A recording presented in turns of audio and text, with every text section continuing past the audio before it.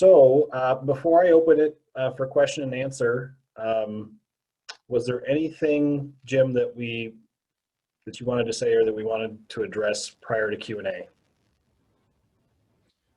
No, I think you adequately covered it. I know there's a couple of questions in the chat box, and I know there's a question I think that was emailed in ahead of time if you wanted to start there. And Sure. Actually, before you got up on the slide right now, just go over the parameters for how folks that are on the Zoom call can submit their questions while we're here. Yep. So we do have a couple of questions in the chat box already, so thank you for submitting those. We'll address those first. You can still enter any question in the chat box throughout the Q&A session if any additional questions occur to you.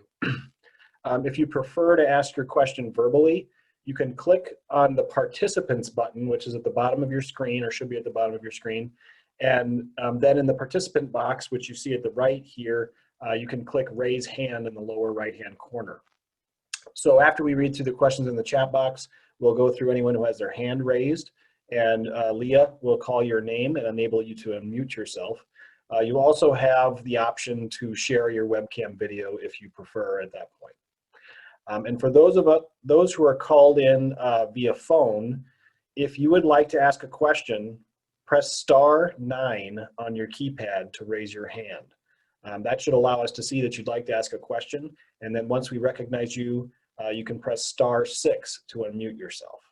So I'm going to leave these instructions up here so everyone can refer to them. And Leah, let's go to the chat box and go through the questions there. That's great. Thanks, Evan. So the first question that we have was from Karen, and Jim has already answered that in the chat box. And Ms. Powers asked how we find the website and master plan information on the website. So if anyone is interested in that link, it is in the chat box. Jim posted both the master plan virtual open house link as well as the overall airport master plan link. And as mentioned earlier, there are documents and lots of information there for you all to browse. And if you have questions after that, you can ask Jim or Evan. So the first actual question is also from Ms. Powers. Were you aware of these various designations and what would and what would not be eligible for federal money? And this is in regards to the runways, I believe.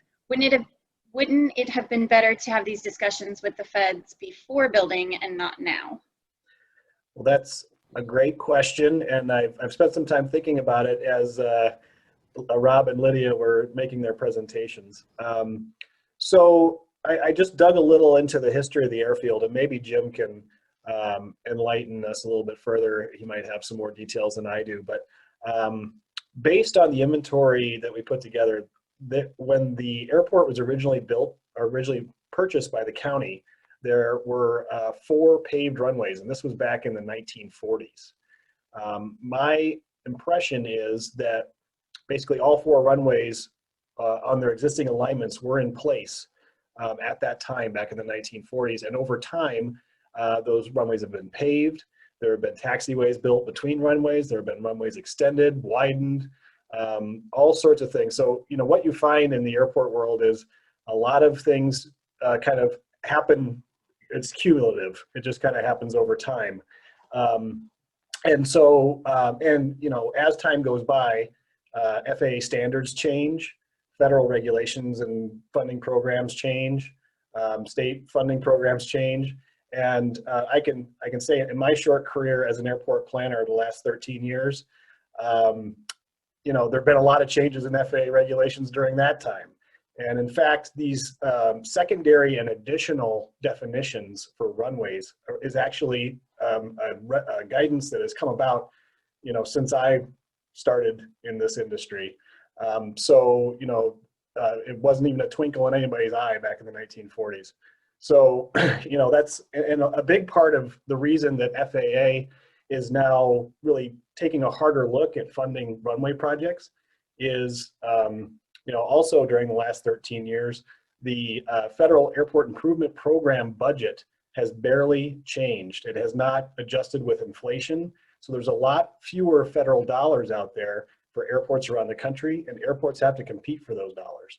So, you know, the FAA has put a lot of rules and guidance in place in order to ensure that they're funding the most important projects nationwide. So, Jim, would you have anything to add to that? No, Evan, I think you hit the nail on the head there. And really just the short version answer to that question is FAA standards have changed quite a lot over time. You know, back when those runways were built, the FAA didn't, I would venture a guess, didn't have primary, secondary, and crosswind designations as they do now. And, you know, like you mentioned, nationwide, there's a bigger scrutiny on the number of runways at each airport. Are they necessary? Are they not? And really going back to the FAA's criteria on what constitutes that, like we've already laid out. So hopefully that's a comprehensive answer to that first question. If you have any follow-up, feel free to type it in the chat box or hit the raise hand function. So our next question, or is more of a comment and a reminder from Ms. Powers, is that any and all rebuilt and redesigned buildings need to have designated and dedicated breastfeeding rooms for mothers. I'm sure Jim is aware of the local statutes and requirements. So something good to keep in mind as we look at buildings in the future. The next comment and some questions are from Joe. And he said, we currently have over 40 people that want to rent a hangar unit. With the revenues from fuel, revenues to FBOs that include annuals, flight instruction, and maintenance, isn't it critical right now to build hangars immediately before you remove the bad hangars? Pilots have been promised and have been waiting over 20 years for something to happen. It would be in the best interest of Wittman Field to immediately build hangars and clear the waiting list of over 40 people. The money generated on the field from that mini aircraft would be a boon for the airport FBO business. Why can't we make the immediate building of new hangars a top priority? So I can speak about this from the master planning perspective, and I just I'm trying to find the chat box here so I can take a look at the full comment. But you know, a big focus clearly of this master plan is to make sure that any future dollars that are spent on infrastructure to support new hangar development is money well spent, and that it's money that will contribute to a long-term sustainable, logical layout. And, you know, I guess our observation from looking at looking at this East GA hangar area is that a lot of this hangar development has occurred with any really long-term planning. And that's not, I don't think, any one person's fault. I think it's just kind of like I said earlier, how things are cumulative. And so what we're trying to do with the master plan is make sure that, you know, that the limited dollars that the airport has available to it are spent in a wise fashion. So. Yeah, and I would just add to that, Evan, that this master plan really is putting a big priority on expanding and developing future hangar units at the airport. One of the biggest things that we still have to fight against is the age of our current facilities and the condition of our current facilities. So while it would be great to just go out and start building new hangars and, you know, really not pay much attention to the hangars that are subpar and in tough shape right now, we really have to be able to maintain all of those hangars long term. And the goal is to create new hangar developments as the master plan is laid out in a phased approach that allow places for existing tenants to go, allow for some expansion in our hangar footprint before we're removing those substandard hangars. And so, you know, it's kind of a vicious cycle at some point where we're not able to, you know, maintain what we have. We really have to focus on upgrading facilities before we can expand. And right now we're taking a long-term phased approach to overall, throughout the planning period, expanding our hangar availability at the airport as we laid out here in the master plan presentation. Thank you for those answers, Evan and Jim. So the next question is from Ms. Powers, and she said, how do we envision the change to aviation by 2040? Yeah, aviation is a constantly changing industry. You know, it's extremely difficult to predict, part of, you know, what keeps us airport planners employed is the fact that the aviation industry is constantly changing. You know, there's a lot of trends in the industry towards, you know, unmanned aerial vehicles, towards vertical takeoff and landing. You know, I think you'll see in the coming years, you know, Uber and other transportation network companies are looking at having, you know, basically air taxis. So, I mean, whether or not those things come to fruition and really come to take over the industry, it's difficult to see. But there's obviously going to need to be a lot of changes in design standards and airspace requirements and all sorts of other things that come along with that. So, you know, what we're trying to do is foresee kind of the development of traditional aviation at the airport. And, you know, we are cognizant of other trends in the industry that, you know, could ultimately change the airport's role in the community. But, you know, at this point in time, it's very hard to plan for a lot of things like that because this, you know, the standards haven't been published. There's a lot of uncertainty about new technologies and how they're going to change the industry.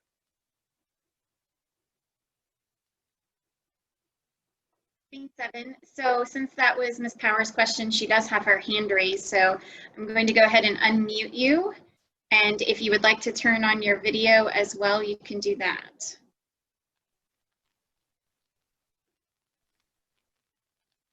Okay. Okay. Yeah. So you're telling us that it's going to be hard to figure out what's going to happen by 2040, which is 20 years from now, and yet you want to present us with a plan that takes us 20 years in the future. So if it's very difficult to make some prediction about what aviation is going to look like in 20 years, why are you giving us a plan that takes us 20 years in the future? I'll take my answer off. So, you know, I don't have a crystal ball, but what I can say is, you know, we're talking with tenants and they're identifying needs that they have, and we're talking with, you know, also other users and airport staff and things they're observing in the community. So, you know, really a big part of the plan is to bring the airport up to design standards, which again have been changing over the years. And as you can see from our presentation, a lot of the concepts that we've come up with are about making the airfield more orderly and make it meet standards. And I would just add to that, Evan, going back to the forecast portion of the chapter, or excuse me, of the master plan, which is a component of every master plan. It's really projecting, you know, trends and our you know, based upon our current demand and proposed future demand of what we would need for our actual facilities on the airport. You know, answering the question of what aviation is going to look like in 20 years it's pretty broad. So, you know, as far as what it's going to look like for the Wittman Regional Airport, you know, we're working off of those forecasts that have been developed, you know, and really trying to accommodate all future aeronautical demand in various different forms. Evan went kind of a little bit off onto some other technologies like unmanned aerial vehicles, which are prevalent and one of the fastest growing sectors of the aviation industry. But I think it's safe to say none of us have a crystal ball that we could really say what's going to happen, you know, what the future is going to look like in 20 years. But we use the best information that we have at hand available. Go back to the forecasting chapter that kind of lays out where we see the airport in 20 years from a operations standpoint, from a based aircraft standpoint, and from a usage standpoint. And maybe just one more thing to add to that too is that, you know, this is a 20-year plan, but it won't all be built tomorrow for the next 20 years. One of the things about this that really kind of Jim just touched on is that since this is a forecast, we are looking forward over 20 years, but these hangars will be built as demand grows. And a master plan, even though it's a 20-year plan, tends to be re-examined about every 10 years or so is what the FAA likes to see. So this is updated as it goes along to respond to any changes in demand. Right, and as Rob just mentioned, is as demand changes, there'll be triggers that will help Jim and his staff and the county be able to figure out what development needs to occur next. And in the implementation chapter, the project team will really kind of dive into what maybe those triggers might look like. And then just in the aviation or in the FAA process, we have to think really long-term and far in advance, because there's environmental processes that have to happen years in advance sometimes for a project to move forward. And so we've always kind of got to be thinking, you know, what's happening 5 years down the road, and what is that trigger that's going to occur in the next, say, 12 months or 24 months that might trigger that environmental process or that next step to move forward. And then those steps can slowly start to move forward. And then if something changes in that demand, then we can always take a step back at that point. Does that answer your question, Karen? Okay, great. Thank you for your question.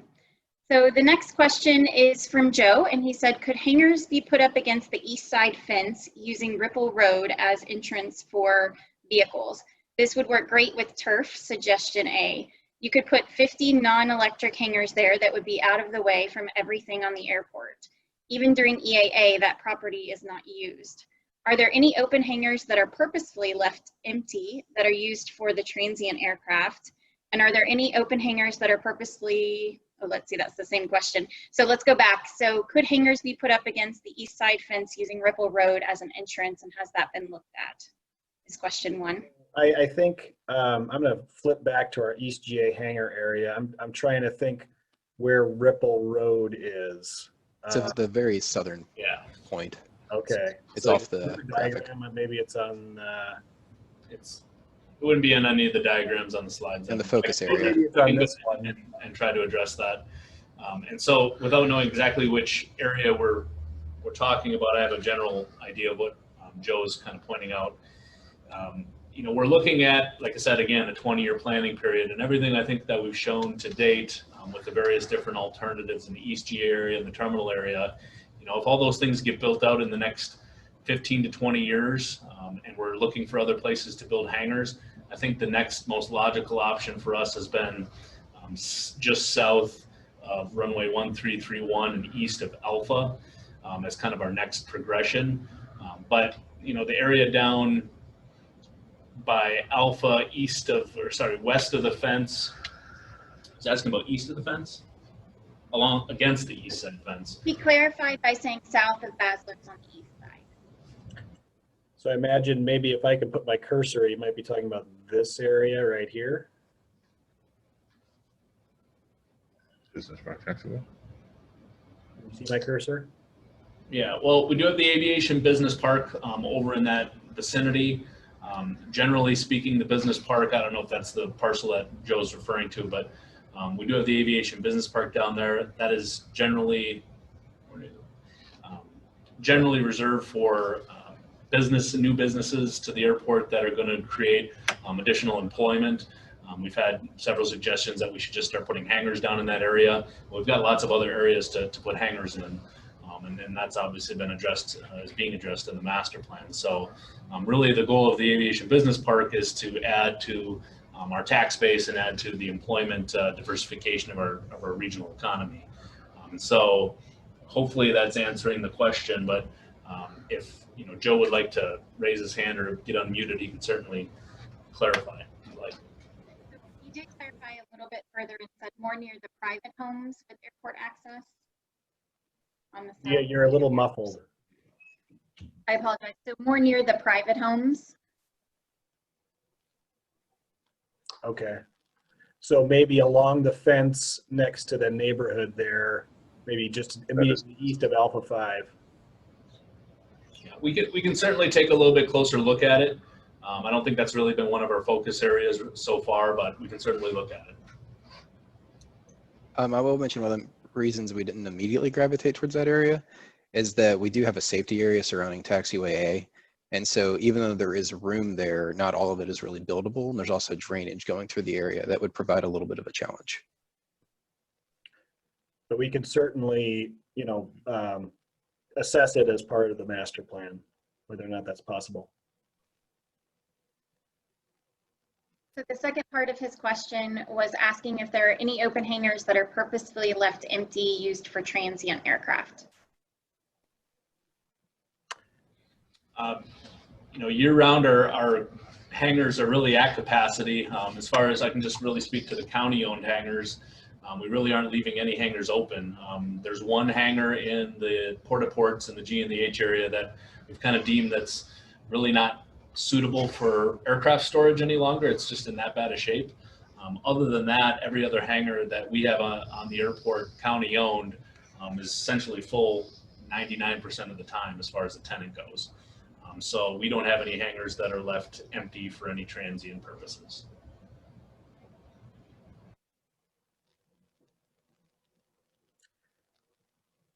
All right, Lisa, are there any other chat box questions? So that was the last question. If anyone else would like to raise their hand at this time, we can call on you and unmute you and turn on your video if you would like. If you'd like to ask a question, or feel free to submit your question in the chat box. So we did receive one question via email in advance of the meeting, so I'd just like to read that question now. The question was from a tenant who asked, can the airport please include a real bathroom someday for the East T hangars? So that's certainly something we can look at. My understanding, there's currently a temporary porta potty type restroom in that area. We can certainly look at replacing that with a permanent installation and reserving space for that in an area of the East Hangar area that is accessible to all the tenants. Sure. And one of the things that we've been looking at with the master plan is in a new, like a T hangar development, there's always dead space on the end of each T hangar building. Potentially incorporating it on the end of one of those that we end up building out, not only a restroom facility, but a small kind of pilot briefing area with some charts and some access to different documents that you might need without having to go over to the GA terminal, the FBO. So that primarily be to service the base tenants over there and upgrade those facilities as Evan pointed out. We do have a porta potty over there, but we understand that's not meeting everybody's needs clearly.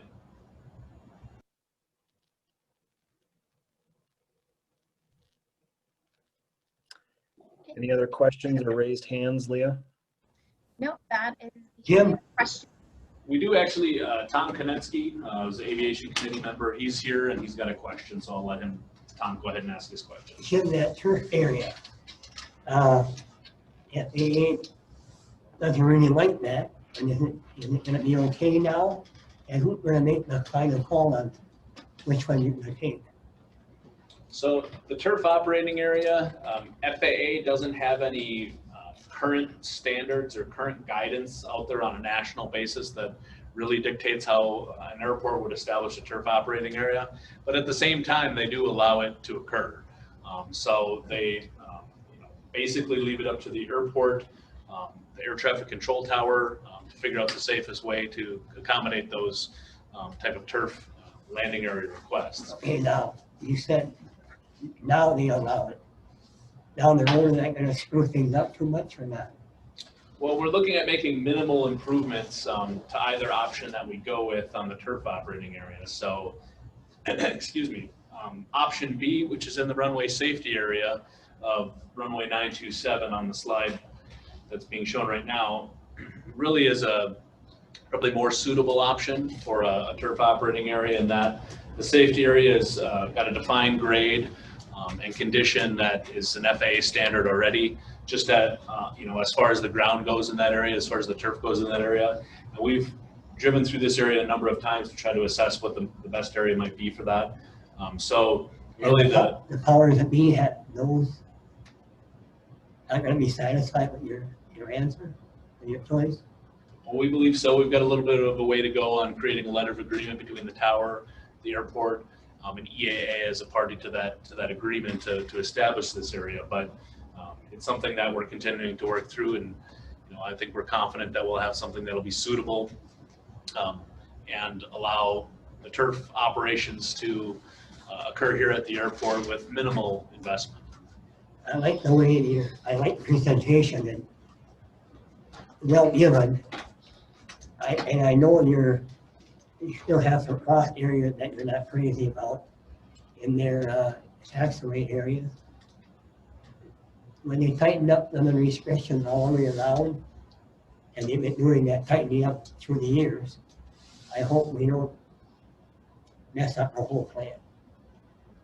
as far as FAA regulations. Yeah, Well, you know, like I said, FAA regulations are constantly changing, constantly evolving. And so without a crystal ball and knowing what's going to happen in the future, right. you know, every airport's doing their best to, you know, accommodate future development based upon what we know today and what we know of, you know, certain initiatives at the FAA that might be coming down the road. I like the input that you got from different areas. I think that helps. These people seem like they're in the know. So, and you guys are too. So, Thanks. Thank you. and okay.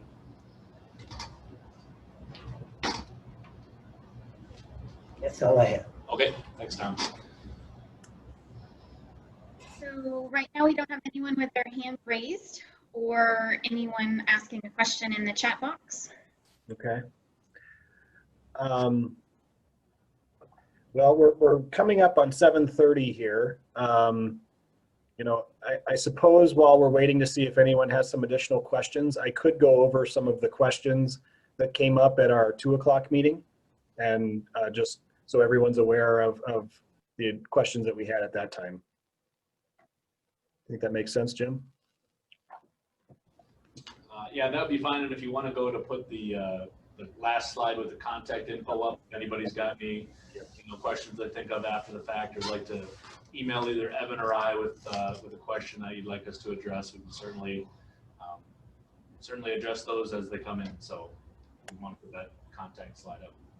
Yeah, so this is the contact slide right below here. I'm just bringing up the chat box information from our earlier meeting right above there. So one question we received is, if runway 1331 is turned into a taxiway, doesn't this eliminate both hotspots without any further changes? And my response to that was that, you know, our understanding is that runway 1331 is currently used primarily as a taxiway.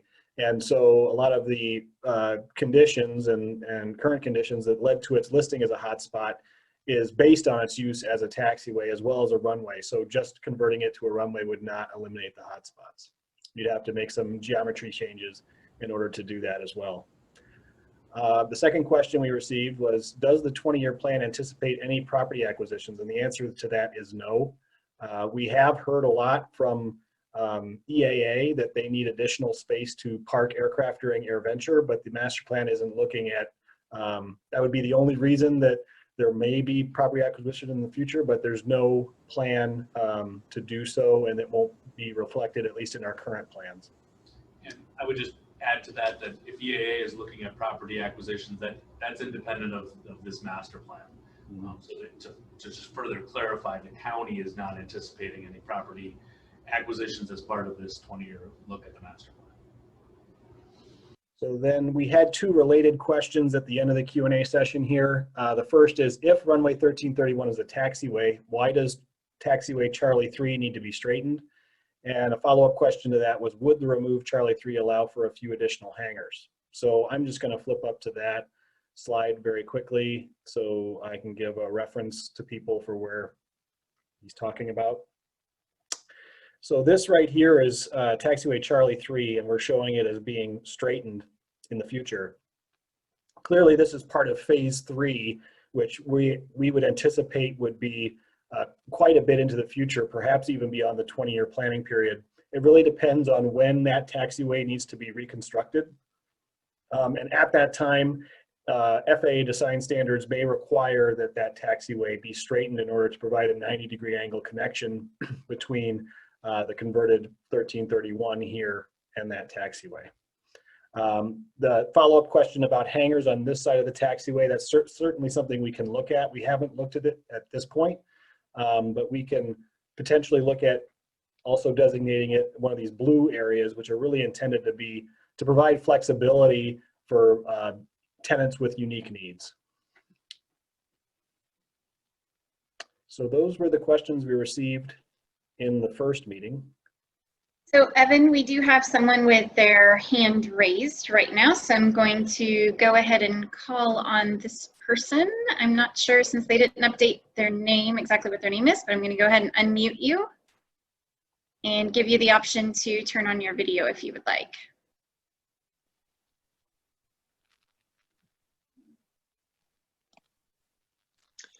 Okay, Yeah, my name's Jerry Finch. And I've been on the county board for a good number of years. And what I've heard today tells me that you people are actually trying to do something more for Winnebago County instead of just the good old boys. I know you can take that little, not good, but that's the way I look at it. But you people are actually coming across to do something for Winnebago County. Not for my friends, my neighbors, my relation, but Winnebago County. So the attitude that I'm hearing from you people, you will have my support all the way through as long as you continue working for the people of Winnebago County. Thank you. Thank you, Jerry. Appreciate that. Thank you. thank you, sir. Would anyone else like to raise their hand or ask a question in the chat box?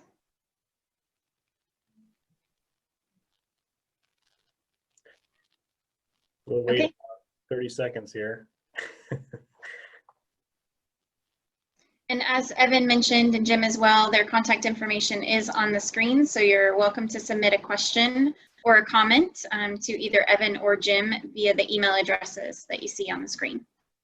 And this presentation will also be posted by tomorrow on the airport website. I guess one last thing that I would note is that we did distribute flyers notifying airport neighbors about these meetings, and provided information about how they can learn more about the master plan. We will not be doing that for the next public open house. So if you're interested in receiving notifications of future meetings related to the master plan, please let Jim or I know, so we can make sure that you get notified of that. Right, and if you're on the county board or any one of our airport tenants that got the email from us directly notifying you of the virtual open house, you'll automatically be getting further notifications. But and for anyone else that might be on the call, definitely reach out and make sure that you're on our list. Okay, great. Well, we're 2 minutes over 7:30 here, so I'm going to go ahead and adjourn the meeting. Thank you to everyone for attending, and we look forward to seeing you again soon. Thank you, everybody. Appreciate your. Thank you, everyone. Have a good evening. Thank you.